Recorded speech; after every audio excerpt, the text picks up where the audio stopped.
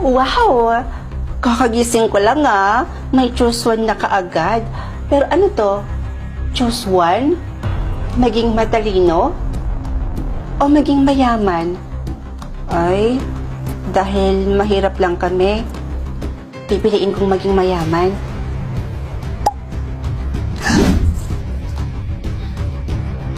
Ha? Unlimited yung balance ko? So it means, mayaman na ako.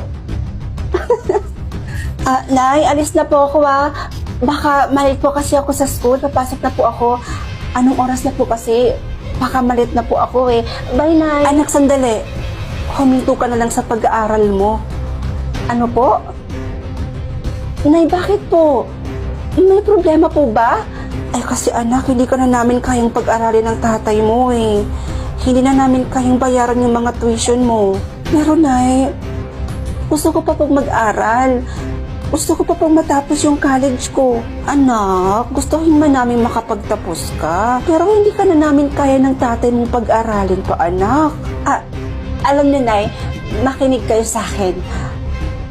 Huwag niyo na pong problemahin yung tuition ko.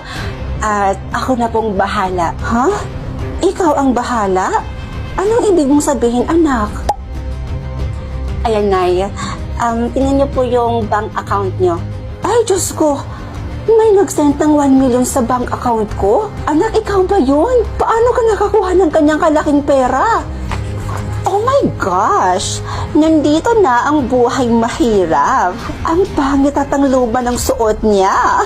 May problema ka ba? Oo. At ikaw ang problema ko. Umalis ka nga sa harapan ko. Ang baho mo. Buhay mahirap. Talaga? Buhay mahirap? Baka mapanganga ka kapag nakita mo yung balance ko. Natural, mapapanganga talaga ako dahil 100 pesos lang ang laman ng balance mo.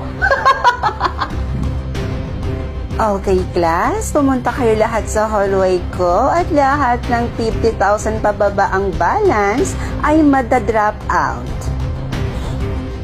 Ma'am, excuse me po. Ma'am, hindi naman po yata tama yan. Kasi kawawa naman po yung mga taong gusto makapagtapos ng pag-aaral nila.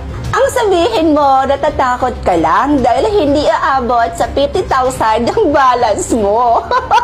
Pwede ba manahimik ka? Hindi kita kinakausap At alam mo, konting-konti na lang ipapakita ko na sa'yo yung balance ko. Nagining away pang mga murikat Lakaw na dito sa hallway ko.